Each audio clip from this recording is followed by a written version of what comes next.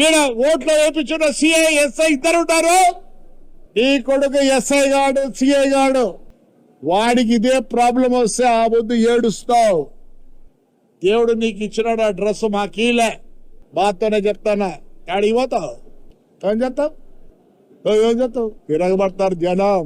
నువ్వు రావాల్సిందే, మా బుద్ధు రిగ్జేషన్ చేయాల్సిందే. ఎందుకు విడిచిపెడతావు?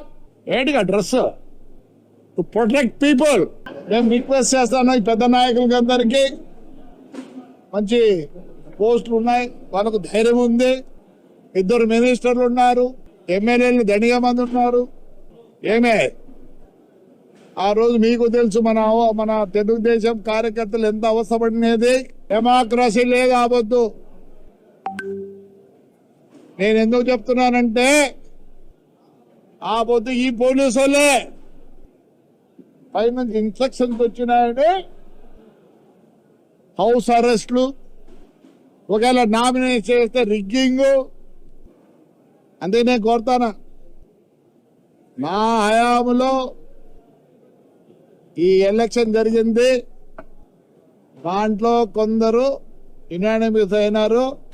అక్కడ యునానిమస్ కావాల్సిందే, పోటీ పడిన చాట రిగ్గింగ్ చేసినారు. ఆడ రిగ్గింగ్ చేయాల్సింది ఎవరు? పోలీసు వాళ్ళు చెప్పిన 2 పేర్లు చెప్పిన అన్నీ ఉన్నాయి. ఎట్లా చైతన్యంగా సస్పెండ్ అయిపోతే కూడా రాలే. జస్వాల్ కేసులో ఎవరు లోపల ఉన్నారు? పోలీసు వాళ్ళు. ఎవరున్నారు లోపల? మేము లేమే, వీళ్ళున్నారు. ప్రజల్ని కాపాడండి. పేపర్లలో చూస్తాను నేను, ఏమన్నా గబ్బు మీరు అనుకుంటారేమో. నీ కొడుకు ఎస్ఐ కానీ సిఐ కానీ కాలేడు. వాడికి మాకు వచ్చిన ప్రాబ్లమ్స్ వానికి వస్తే ఎవరు సేవ్ చేసేది? ఈ దేశంలో law and order done by the police. ఇవన్నీ తప్పితే మాకుండింది కోర్టులు, దాని తర్వాత రెవెన్యూ. ఈరోజు పేపర్లో ఉంది, మద్రాస్ హైకోర్టులో ఒకడు ఎమ్మెల్యే వేస్తే వాడిని డిస్మిస్ చేసినారు 2010లో. జడ్జిమెంట్ ఈ రోజు వచ్చింది. 10లో జరిగితే జడ్జిమెంట్ ఈ రోజు వచ్చింది. అంటే 10, 20, 26 జడ్జిమెంట్ వచ్చింది. ఎవరు సార్ సేవ్ చేసేది? మాట్లాడటోళ్ళని 94 కేసులు సార్ జైలుకి వచ్చిన. ఉంటే చేయండి.